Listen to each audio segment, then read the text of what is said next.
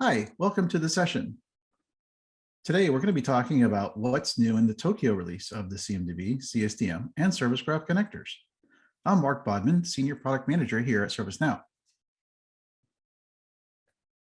For today's agenda, we're going to be talking about the product evolution, the overview of major new features and enhancements and demos, overview of minor new features and enhancements. This is an overview of the product and how we've evolved the CMDB and CSDM over the last number of releases. You can see here in the Tokyo release a very brief outline of what's there. Generally, this follows our family release, but you'll also see added in here store releases. Family releases happen every 6 months. Store releases happen every quarter. So you'll see those items in the store release are maybe with the family or in the quarter following the family release. So first, we're going to cover our major features. This is the CMDB workspace. This is an intelligent search capability that we've added just recently in Tokyo, and it allows you to enter natural language queries to query CMDB CIs and their related tables or related CIs. It was pretty powerful, so we'll go through a little demo of that to show you how that works. The next thing we're going to be covering is also in the CMDB workspace called Attestation. The feature really allows you to, as tests to the CIs in the system, it's a little bit different than what you find in the platform capabilities for attestation. It's really specified around the ability to attest a large, massive amount of data of CIs for customers that need to do this kind of work. A lot of them have created their own solutions, but this is an out-of-the-box capability. It also leverages the CMDB Data Manager feature to be able to set up policies for attestation and to assign those to various owners. Here's an overview of the minor features and enhancements that we've added in the Tokyo release. Now, this is just the first page. First is the IH-ETL version 3, multiple improvements there. A lot of our Service Graph connectors use the Integration Hub ETL that is different than Integration Hub, by the way. This is a feature that is out of the box, but you may require licensing for the CMDB CIs being created. So we'll go over those improvements. Next is the Data Foundations dashboard update. This is a store release, and the update that we are going to be talking about today, we've added 12 additional metrics, and so I've reorganized it a little bit to be a little bit easier to use. Next is the Data Manager. This is a cascade retire feature. One of the things we've been doing is automating some of the cleanup of CIs and just more intelligently manage them. So when there is a retirement activity on a CI, we want to retire anything that's dependent on that CI as well. So this is a new feature that we've added in Data Manager. Next is the cleanup of orphaned dependent CIs. So one of the things that we've done is to clean up how the dependencies are processed when a policy is executed against the CIs and any of those dependencies. Last thing on this list is the IP version 6 support. IP version 6 is now a strongly typed field within the platform. And of course, the CMDB, we store a lot of IP addresses. So we've addressed that capability and added that to the CMDB as well. Here we've got the CMDB Data Manager new dependent record delete policy. So this is where we are processing those dependencies and making sure they're deleted when the main CI is deleted. The next is a CMDB Health dashboard, performance improvements. This is the out-of-the-box health dashboard that comes with the CMDB. Helps to identify problems with the quality of the data, and it's been there a long time. This is a different capability than what we have in our CMDB Data Foundations dashboard, which I mentioned earlier. This one has been out of the box for a long time. The improvements are really around those instances that are domain separated. So with any large customers with lots of domains, this will definitely improve the experience there. The next item is IRE capability for optional identifier conditions. What that really all is about is when the CMDB receives information from external sources, sometimes all of the data is not there. And so we need to identify the CI through alternate means, not maybe the primary means that you specify for everything else. So this just gives you more flexibility for erroneous or different types of data conditions. in the IRE process, which is part of IH-ETL too. Last but not least is multi-source report builder improvements. Multi-source is a feature of the CMDB that when you turn it on, it allows you to process and create rules for how data is merged together on the same record. So what values to take from what source. A lot of folks have multiple sources of data. They need to be able to report on that data and to be able to understand where the data is going differently in one source versus another source, and compare and contrast that data. So these report improvements allow you to use the out-of-the-box reporting now, and gives you a lot more flexibility on how you build those reports and use them. So that's an overview.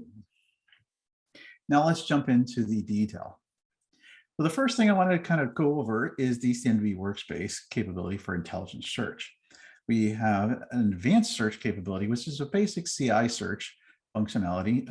And this intelligent search is really more around natural language statements that you would make in a search phrase, just like you would do in any kind of textual search context. This natural language query allows you to search the CIs and dependent CIs and related records within the system. It will basically take time, however, to make this a robust feature, given the learning experience of what people might have as aliases or synonyms for certain CIs. So we're looking for folks to use this feature and provide us feedback, which there's a mechanism to do that we'll talk about in a minute. We also want to be able to process those queries based on the CMDB query capabilities.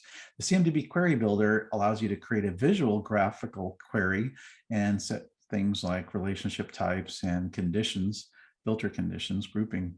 And what we want to do in this particular feature leverages the CMDB query builder capabilities. So anything the query builder can do, basically, this particular intelligent search capability just creates a query builder to run in the background. So it is subject to whatever the query builder capabilities are. And so when you do use it and you do experience any problems, you need to really look at any of the CMDB query builder limitations. For example, it's limited to 10,000 CIs by default. That can be changed, but of course, performance may affect that.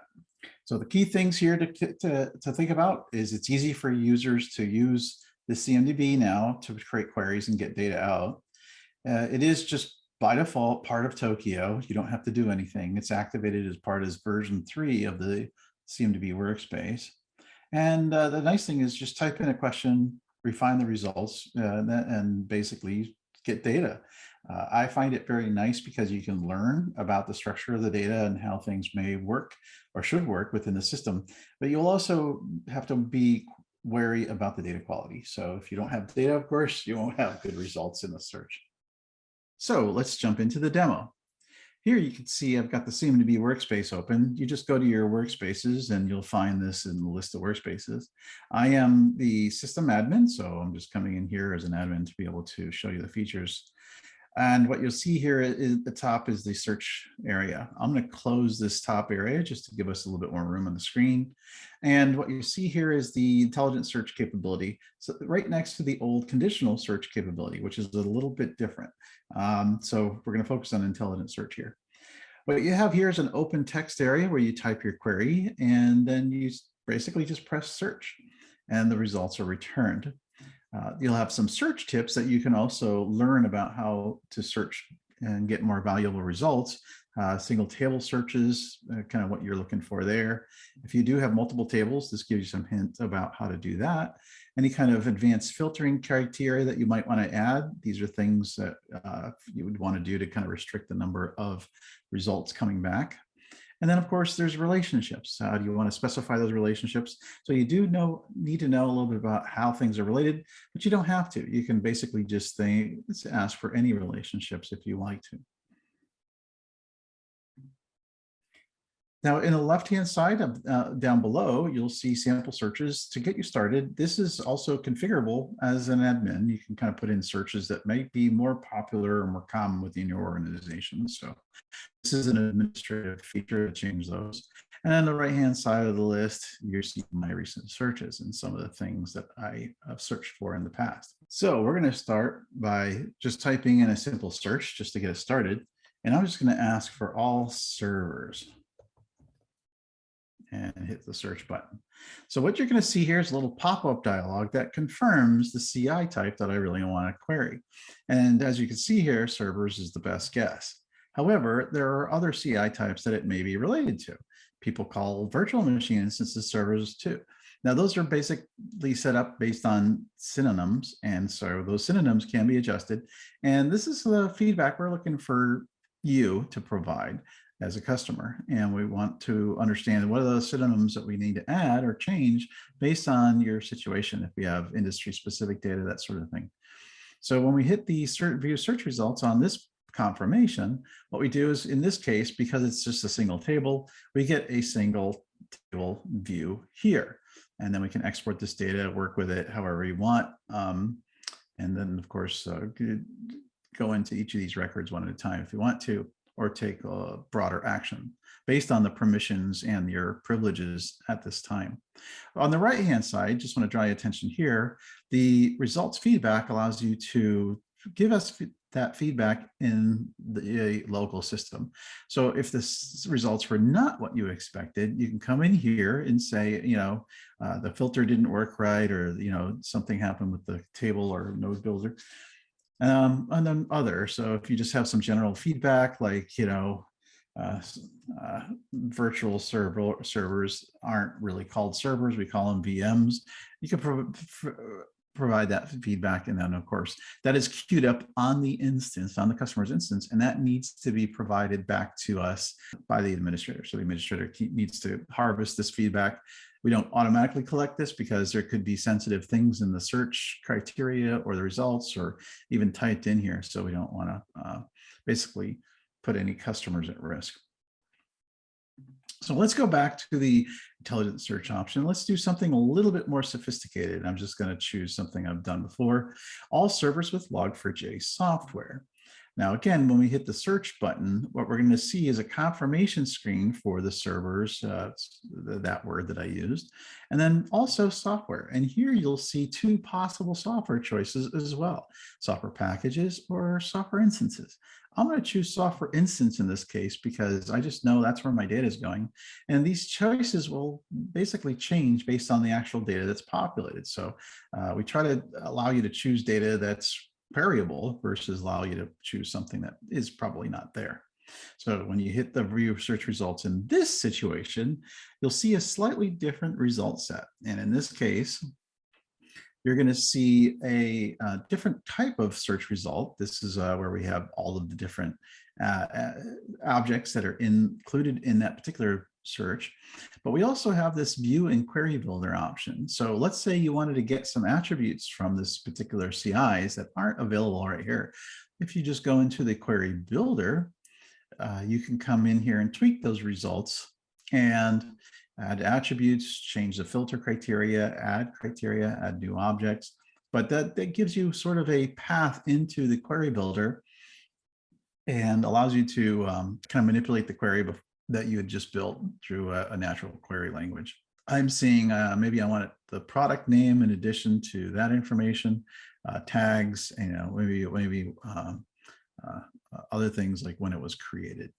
So when I apply that filter and run it again, I will see a new column as a result of running this query. I can also save the query in the system, but anything you can do basically in Query Builder is available right there. And you can see I got the new column there associated with the software instance. So this is a really nice, powerful tool to learn how to do searches, to also learn their data, jump into other features like Query Builder, and continue to get value from your CMDB. So for the last section, I want to just show you a more sophisticated search. So you can basically traverse I call it the whole thought trail. So let's try something even more sophisticated. Business all capabilities, if I could spell, related to the applications related to application services. So in this particular query, I've got a number of related items that are in a specific order and in a path. When I do the search here, you'll see it's that familiar dialog, but now there's 3 items to confirm. Capability is right, business applications right, and also the application service. And this there's some things to keep in mind based on the data that you have. The application service may not be in the auto table directly. It may be actually something underneath that. But let's see what happens if we do run those search results. The application service types, depending on what the data condition is here within the system, picks up all of the other types. And just to kind of show you that, you see the capability, the business application, and you've got the application service down here. You know, these are the relationships and how they're actually related.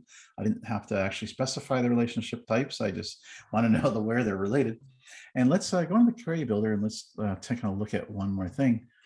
The application service types can vary depending on how they're managed.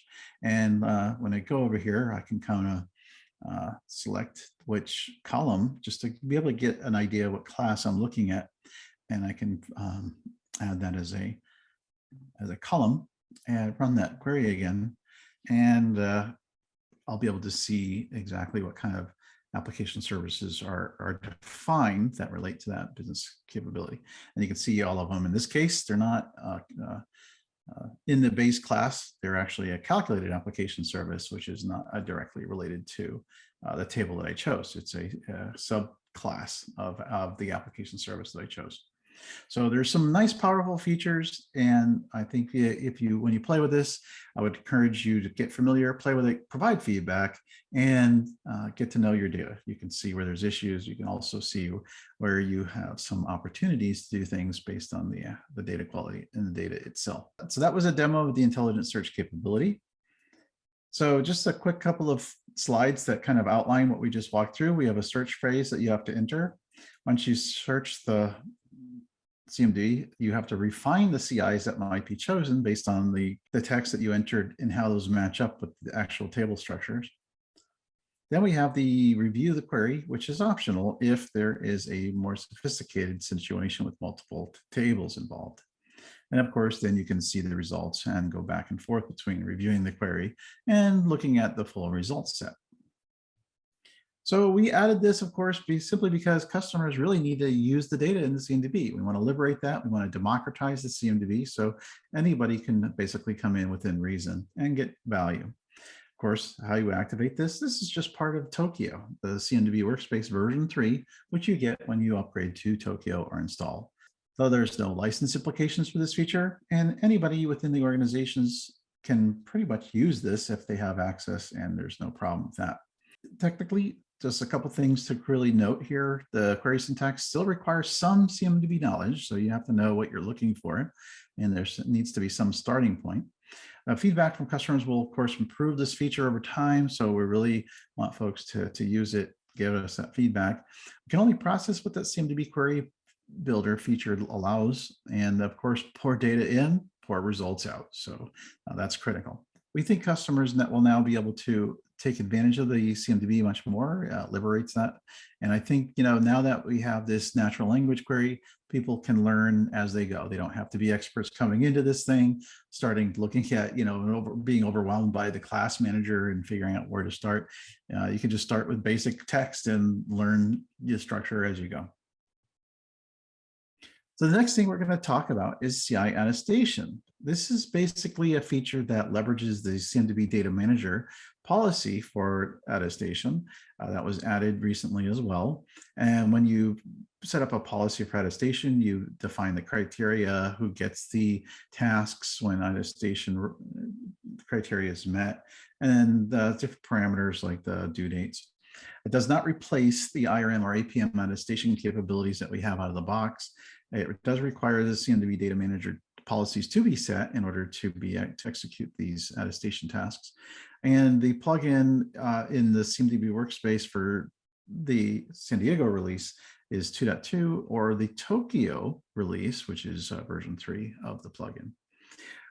There is a neat feature called Auto Attest. Basically, it's a smart detect feature that allows you to look at anything that's been discovered and allow you to just take that for your attestation criteria. So if you trust your systems of record that populate the CMDB for those situations, and you have discovery or service graph connectors, you can take that auto test option. How that looks right here, when you do get your attestation tasks, you'll see those tasks assigned. And then when you have a situation where we have a detection that you have brought data in automatically from an automated source, we'll provide an option to auto attest. So we'll show you that in a minute in a demo. But the key thing here, this allows CI owners to attest that their data is accurate, it's there, things are working as planned. It does require that data manager to be used and turned on, so something to keep in mind.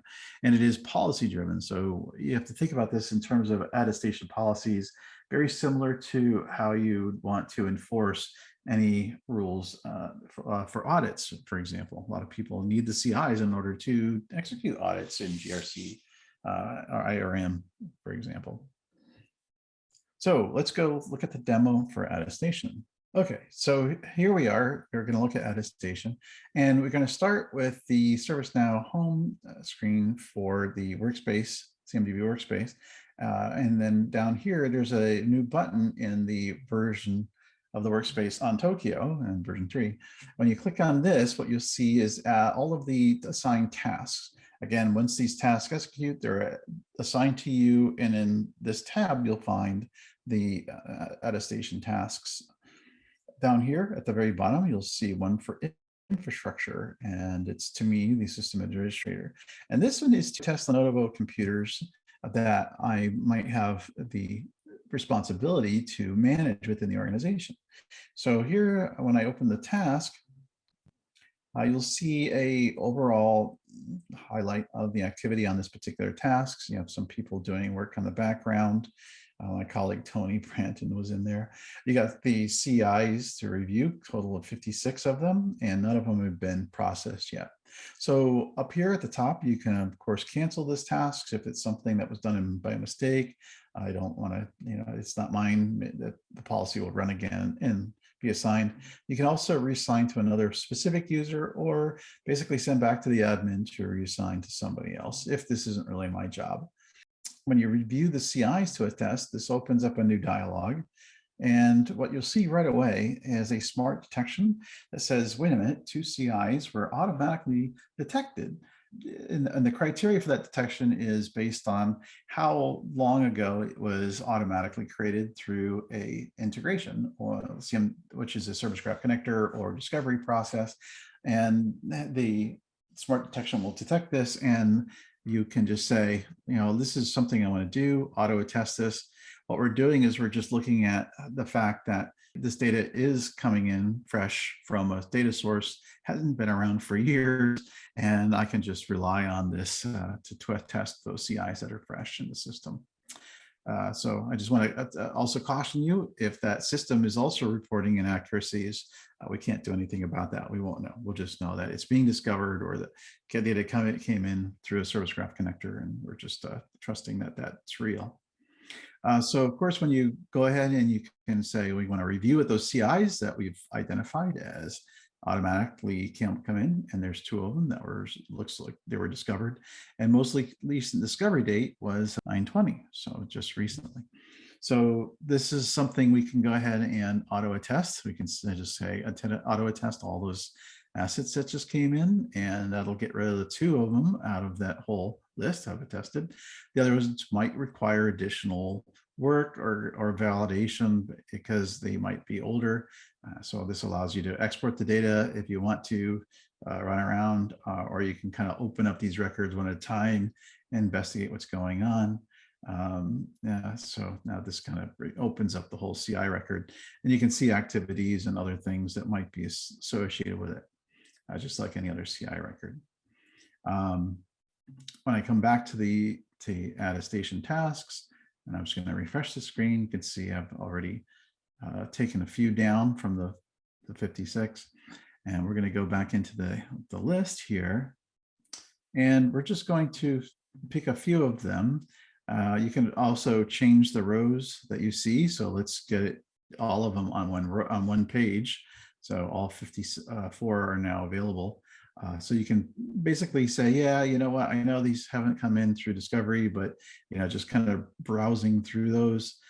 These all look relatively new. They were last updated a few years ago, but so that might be a trigger of a problem, but that's something I need to be able to investigate or attest to. I can also reject the 54, and that will actually go into the record, and that can be used later for any kind of audit purposes. You can exclude them if you want to. If you say, these two I know I want to exclude from the attestment process. And of course, you can explain why that is, and that would capture that information as part of the attestation process. I'm not sure why these are here. And of course, you can remove duplicates if you want to, if there are duplicates. Obviously, with good quality data, there should be no duplicates, but that can happen from time to time.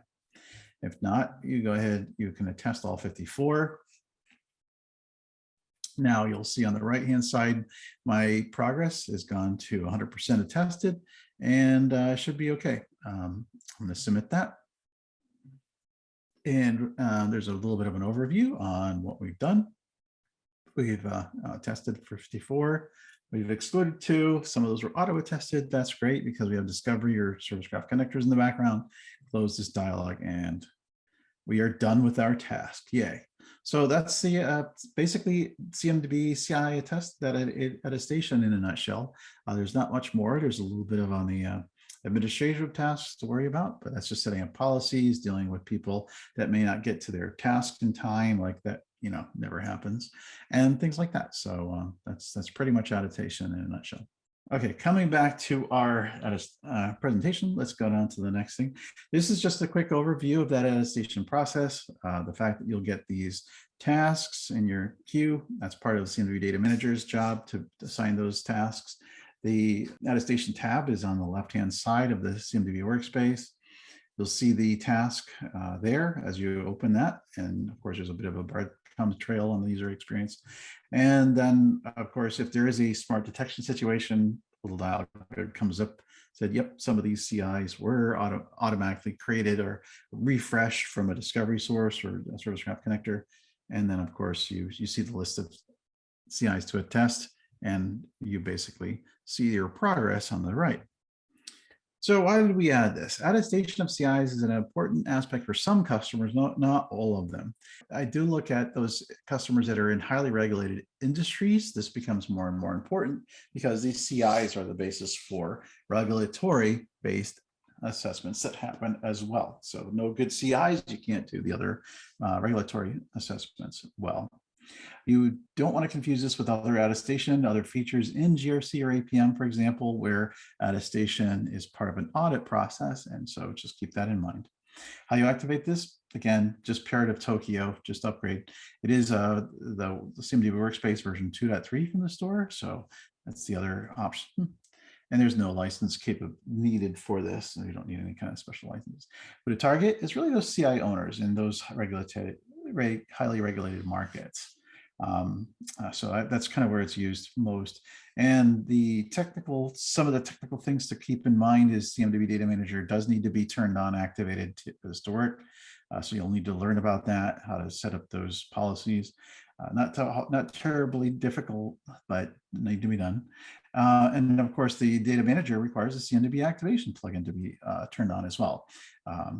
Some people have asked about life cycles. Do I need to migrate to the life cycles when I turn that on? No, you don't have to turn on that lifecycle migration feature, but it is something you want to look at as well.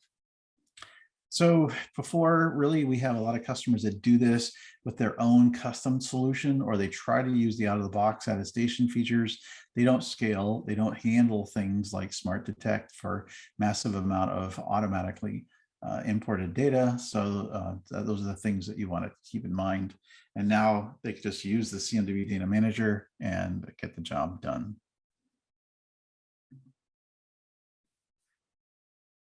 So the next thing we want to cover is some of the features that we've improved on IH-ETL version 3. And so here, just a litany of things that we've done here. So what you find here is we can now filter incomplete data sources. So when we do have data sources that aren't complete, don't have complete data, we can filter those that data out. We can also run IH-ETL in what we call a read-only mode. And that's when you don't have the data source available, but you want to test the connector just to make sure that it seems to work.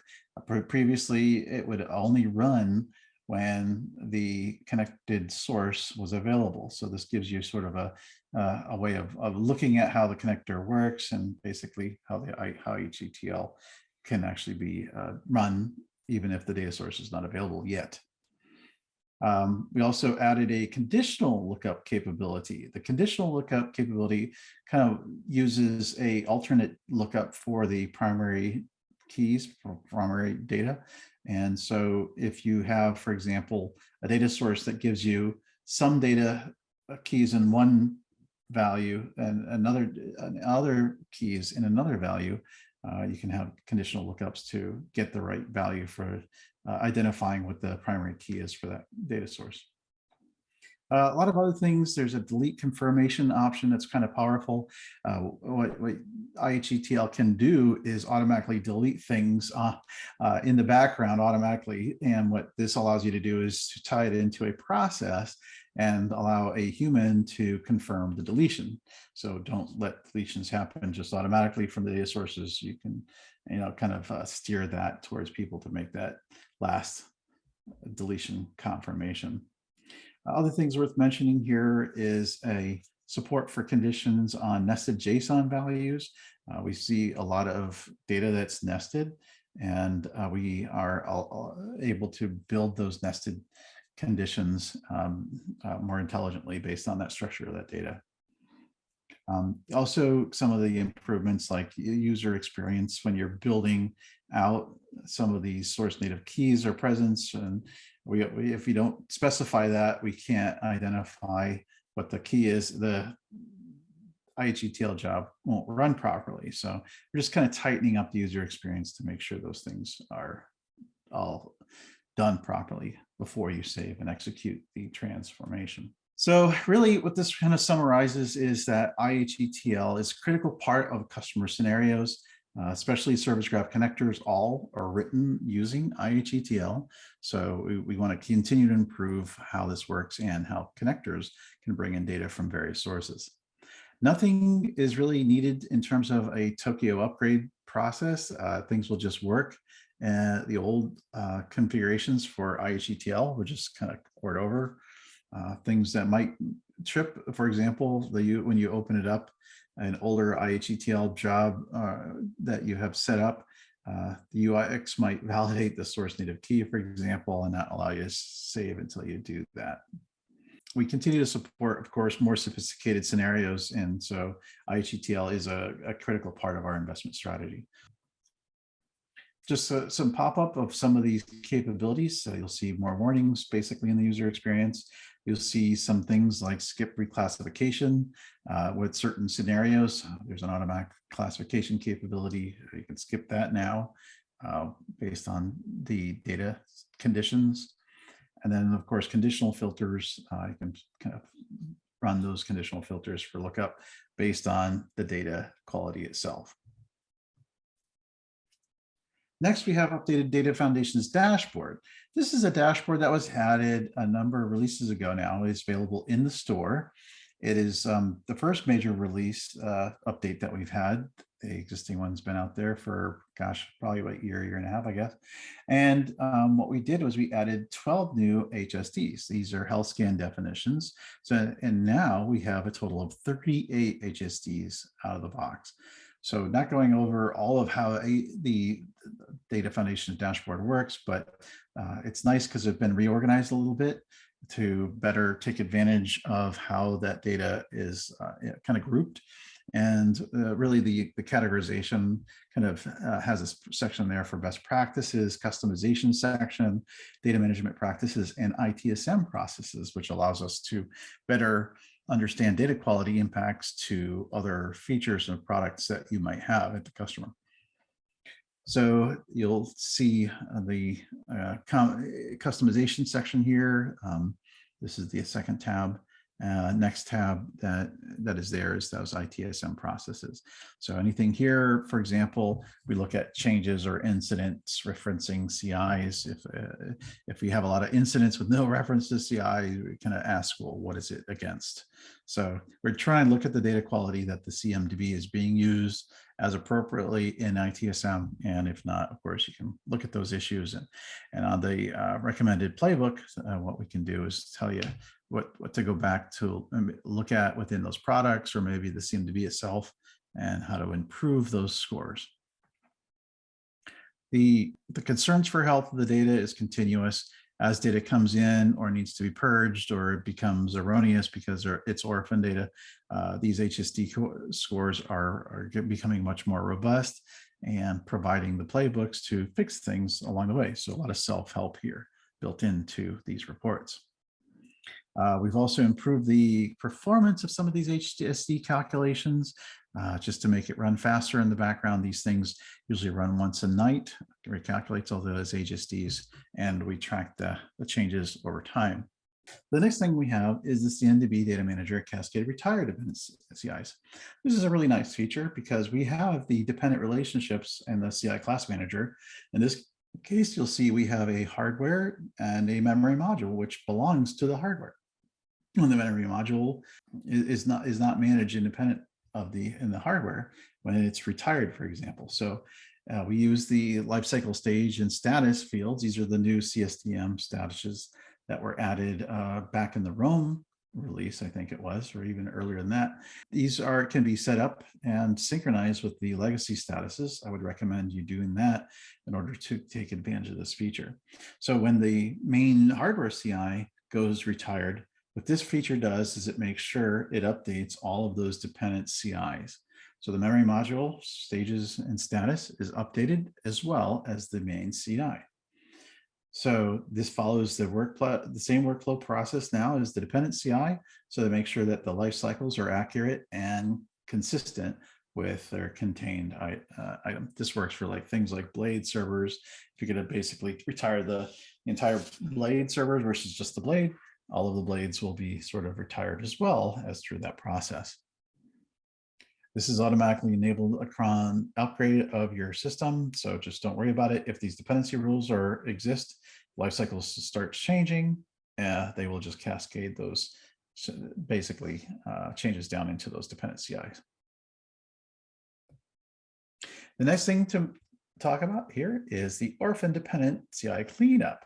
And this is a situation where we may not have processed all of the dependent CIs, like the memory module we just walked through. And what this is a job that runs in the background. You should only have to do this once if you have tight management of those dependent CIs and the other policies that the CMDB manager provides. So this, once it's enabled, you can schedule it to continue to run in the background in case anything happens. So, but ideally, you only have to do it once. It's only dependent classes are processed here, which means that the main classes aren't going to be processed. Only the things that are orphaned that were dependent on a class that's no longer there, if its dependency is no longer there. So this actually does improve the health scores. So if you look at the CMDB Health dashboards, the Data Foundation's health dashboard, this is a common cause of issues. So a lot of what we're doing is baking in the best practices of purging dependencies, for example, when the main CI goes away, are being automated within the system. The job name is just clean up orphan CIs. And again, you can execute this once if it's just a one-time thing, or just put it on a schedule and we'll keep the deletion process going if anything ever happens. Next feature we have is the CMDB Data Manager feature as well, and we have a new dependent records for deletion. So this is very similar to what we talked about for dependencies before, but this is going to work also for non-CIs, okay? So something to keep in mind, we can do a new policy type here in the data manager, delete CMDB related entries. These are going to be things like installed software that aren't CIs or any other CIs that might be created as part of the import process. Those related entries, of course, you basically identify which related entries to target. In this case, we have keys, a key table that's related. So if there's keys in the system that haven't added, those are not CIs, then we can delete those when the main CI gets deleted. So we don't orphan records outside the main CI or records when those CIs are gone. There's a subflow option. So just like some of the other workflows that are optional in the policies that you set up in Data Manager, you can kick off a workflow so you can validate the data is really truly needs to be deleted before it's deleted. So things to keep in mind: you need to turn on the Data Manager, you need to set up these policies, create one for this delete CMDB related entries, and then basically publish and run that in the background. The next feature we have is CMDB Health dashboard. This is the health dashboard that's been in the system for a long time, comes with the CMDB by default. It does have its own enablement processes separate from the data foundations dashboard.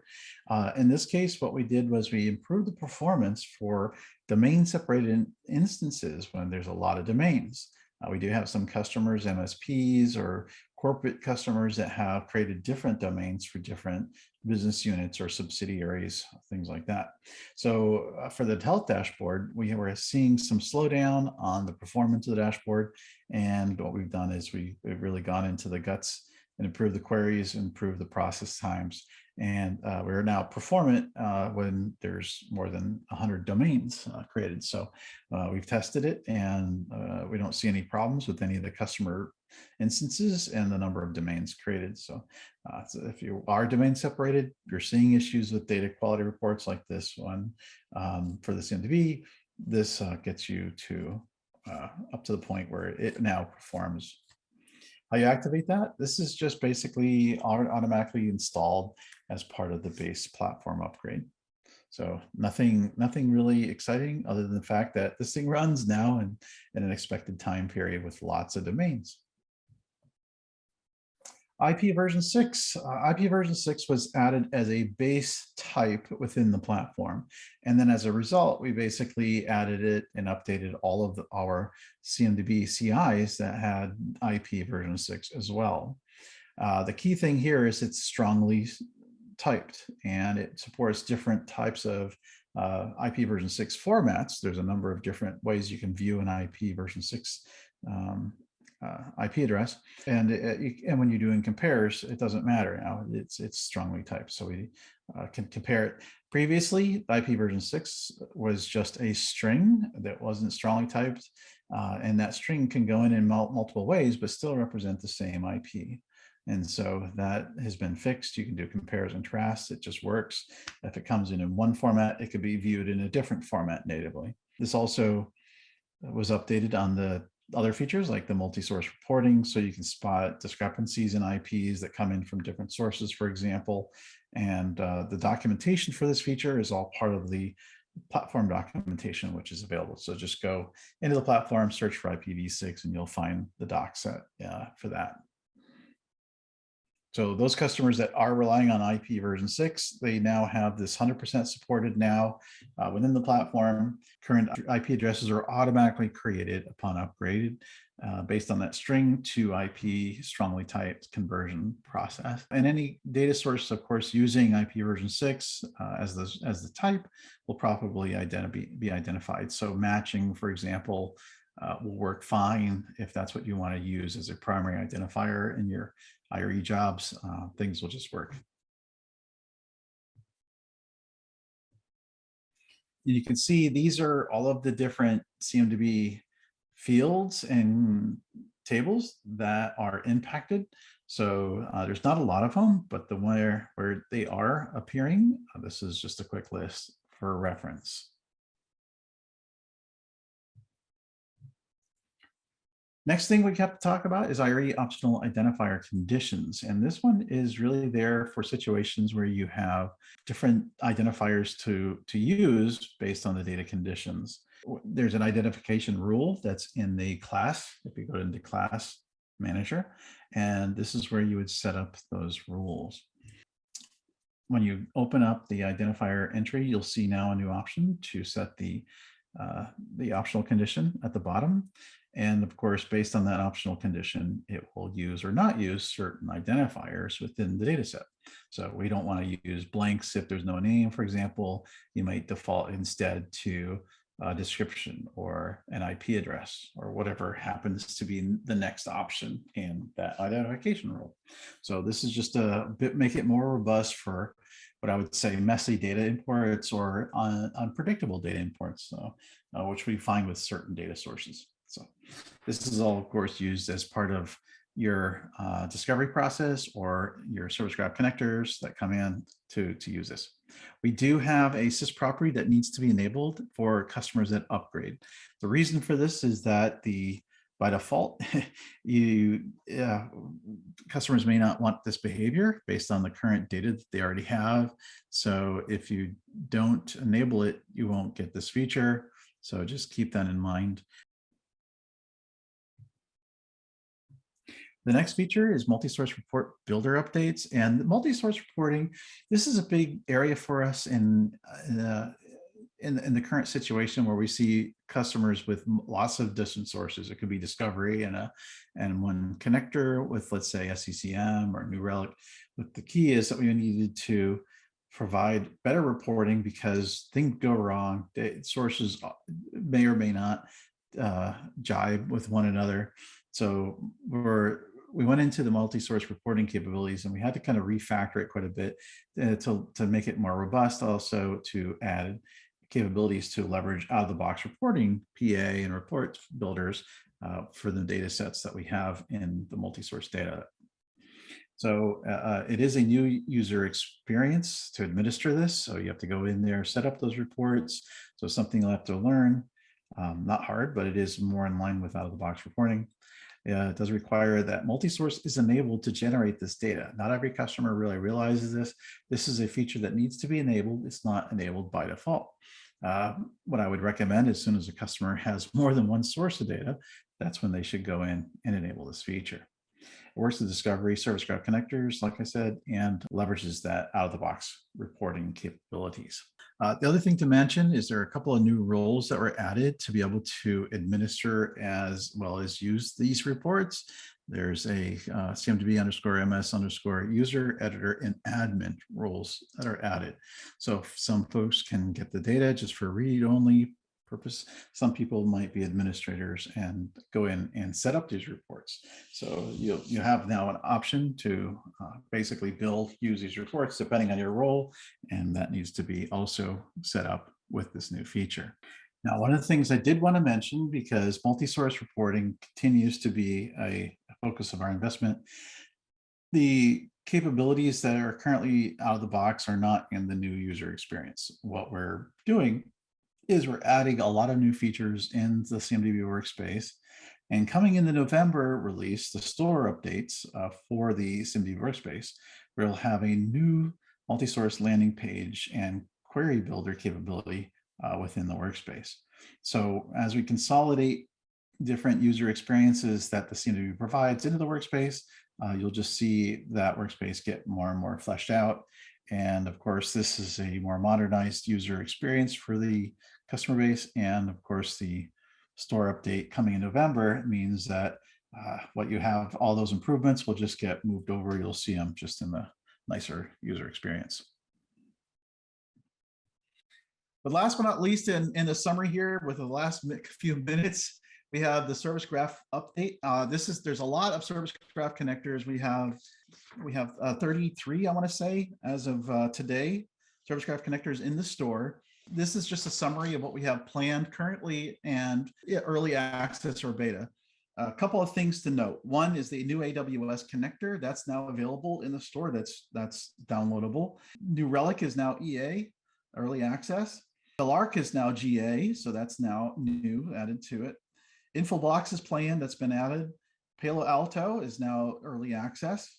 Dynatrace is GA, that's now available for everybody. MS Defender has been added to the list as planned. SentinelOne has also been added as planned, and Tenable is now planned as well. So Those are all the major highlights to this list, and we try to keep it update, but we realize that the roadmap changes all the time. This is all predicated on partner assistance as well as customers testing and giving us feedback to look at the store for the latest inventory. We'll be working on making sure that we have better messaging on the Service Graph connectors because it is a constant flow. We've also encouraged customers to subscribe to updates in the store so they know when new ones are available or the ones they're using are updated. Thank you for attending this session. Please feel free to comment on the video and go to the community site for asking questions and getting answers there as well. A link will be in the description.